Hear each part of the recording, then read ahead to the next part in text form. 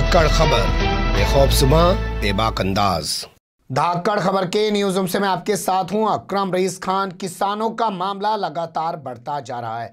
उनकी संख्या लगातार दिल्ली की चारों सीमाओं पर बढ़ती जा रही है। हालांकि भोंपू मीडिया के दलाल, चाटुकार और दंगाई पत्रकार और भाजपा के कुछ नेता जो हैं वो ये साबित करने में लगे हुए हैं कि देखिए वहां पे फॉर्च्यूनर कारें खड़ी हुई हैं। क्या एक किसान है, मतलब एक किसान को गरीबी देखना चाहते हैं? एक चाय वाला इस देश का प्रधानमंत्री बन सकता है तो क्या एक किसान फॉर्च्यूनर में नहीं घूम सकता? क्या किसी की हराम की दौलत लेके आया किसान? अपने गट्टों से कमाया। अगर उसने अपनी जमीन को बेचा, उसकी जमीन एक्वायर हुई, प्रॉपर्टी डीलर ने उसकी जमीन को खरीद लिया और वो आज फॉर्च्यूनर में घूम रहा है, तो किसी के बाप का क्या जाता है? ये सवाल उनके हलक में हाथ डाल के पूछिए, उनकी आंख में आंख डाल के पूछिए जो कह रहे हैं कि किसान फॉर्च्यूनर में घूम रहे हैं। इन्हें किसान वही चाहिए, दबा कुचला मरा हुआ। अब आते हैं अपनी खबर पे। जो खबर मैं आपके सामने रखने जा रहा हूं काफी महत्वपूर्ण खबर है, इस पे आपको गौर करना चाहिए। लेकिन जिस वक्त मैं खबर रिकॉर्ड कर रहा हूं उस वक्त विज्ञान भवन में किसानों की बातचीत शुरू हो चुकी है कृषि मंत्री और रेल मंत्री के साथ। हो सकता है जब ये खबर आपके सामने आ रही हो उस वक्त वो बातचीत पूरी हो चुकी हो, यानी कि मीटिंग की रिपोर्ट आपके सामने आनी शुरू हो जाएगी मीडिया के जरिए। लेकिन फिर भी ये खबर आपके सामने आना बेहद जरूरी है, जो धाकड़ खबर आपके सामने रख रहा है। हरियाणा में सरकार गिर सकती है मनोहर लाल खट्टर की। क्यों गिर सकती है और राजस्थान में क्या दिक्कतें हो रही हैं, वो दोनों चीजें आपके सामने रखने जा रहा हूं। लेकिन आगे बढ़ने से पहले मुझे लगता है कि आज की जो मीटिंग चल रही है कृषि मंत्री और रेल मंत्री के साथ किसानों की, उस पर गौर करना जरूरी है। पिछली बार के मुकाबले कुछ ज्यादा किसान नेता इस बार मीटिंग में शामिल हो रहे हैं और अब हरियाणा और पंजाब ही नहीं, महाराष्ट्र के किसान भी शामिल हो रहे हैं। यानी कि भोंपू मीडिया और भाजपा के उन नेताओं के मुंह पे करारा तमाचा लग रहा है जो ये कह रहे थे कि मुद्दा सिर्फ पंजाब का है। हरियाणा के किसान भी हैं, पश्चिम उत्तर प्रदेश के जो किसान हैं, भारतीय किसान यूनियन के नेता राकेश टिकैत, उनसे सरकार एक अलग तरीके से बातचीत कर रही है। 1 दिसंबर को भी अलग से बात की थी, हो सकता है आज भी अलग से बात करे। लेकिन अभी वर्तमान स्थिति ये है कि महाराष्ट्र के किसान भी प्रतिनिधिमंडल में शामिल हो चुके हैं। यानी कि मामला अब महाराष्ट्र के किसानों से भी जुड़ गया है। सरकार इससे इनकार नहीं कर सकती है। अब चलते हैं हरियाणा की तरफ।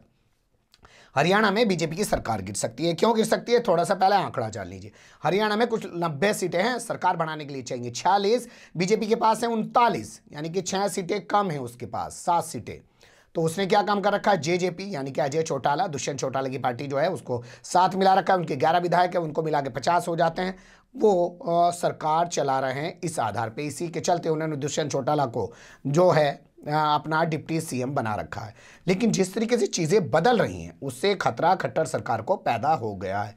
महम विधानसभा सीट पड़ती है, वहां से निर्दलीय विधायक हैं, बीजेपी निर्दलीय विधायक हैं बलराज कुंडू, उन्होंने पहले इस्तीफा दे दिया था जब ये आंदोलन किसानों का शुरू हुआ था, आपको याद होगा। और अब खबर आ रही है कि चरखी दादरी से जो निर्दलीय विधायक हैं जिनका नाम सोमवीर सांगवान है, उन्होंने पहले पशुधन विकास बोर्ड के चेयरमैन यानी कि मंत्री का दर्जा होता है उससे इस्तीफा दे दिया और उसके बाद इस सरकार से अपना समर्थन वापस ले लिया। सीएम को लेटर भेज दिया, राज्यपाल को लेटर भेज दिया और लेटर की कॉपी आपके सामने हम रख भी रहे हैं।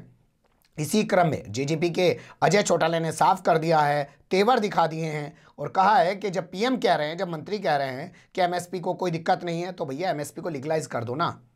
सरकार में बैठे हुए लोग स्वयं बार बार ये बयान देते हैं।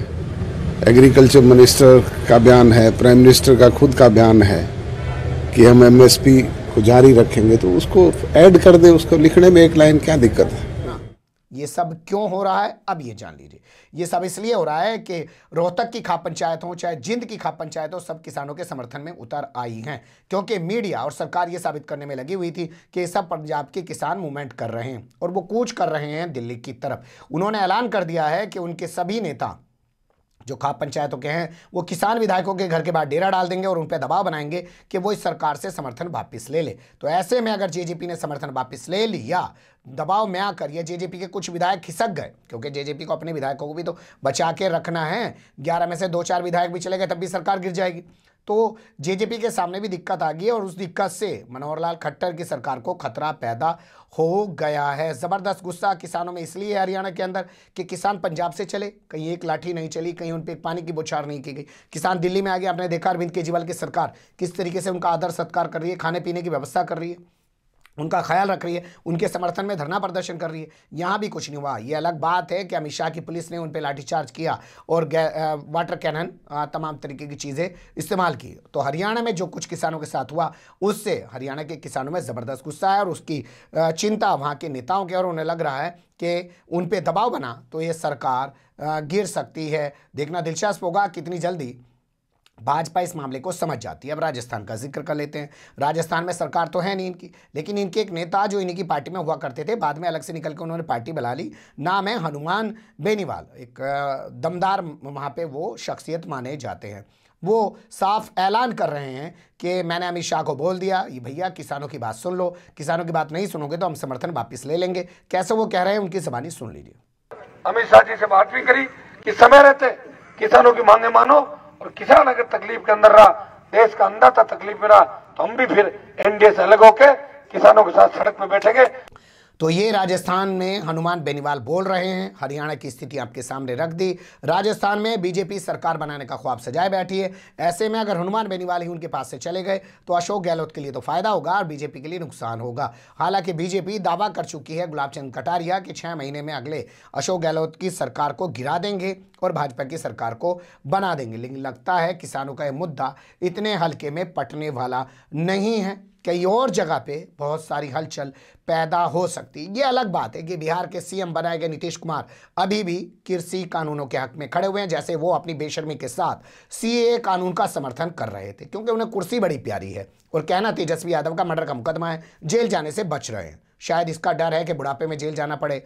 और भाजपा वालों को तो हम जानते ही हैं, पीडीपी के साथ मिलकर पहले सरकार बनाई और फिर उसी महबूबा मुफ्ती को उठा के जेल में डाल दिया। चंद्रबाबू नायडू के साथ मिलकर सरकार बनाई और बाद में उन्हीं चंद्रबाबू नायडू की पार्टी के 4 राज्यसभा सांसदों को तोड़ के अपनी पार्टी में मिला लिया। ये इनका चाल चरित्र और चेहरा है, ये मिलके उसको ख़त्म कर देते हैं। तो अब बुढ़ापे में कौन आटा चक्की पीसेगा जाके जेल में। इसलिए शायद नीतीश कुमार सीएए हो चाहे अब किसानों का मूवमेंट हो, उस पर समर्थन में खड़े हुए हैं। लेकिन शायद जब दबाव अंदर से बन के आए तो उसे वो भी बर्दाश्त ना कर पाएँ। बीजेपी के लिए ये चारों तरफ से एक खतरे की घंटी है, लेकिन अभी भी वो अपनी जिद पर अड़ी हुई है। जिद वही कि भैया ईवीएम है, जिसे राहुल गांधी ने कहा कि ये एमवीएम है, मोदी वोटिंग मशीन, जिसे लेकर किसान भी अब सोचने लगे हैं कि इसी पे टारगेट करना पड़ेगा, तभी देश के हालात और उनके हालात बदल पाएंगे।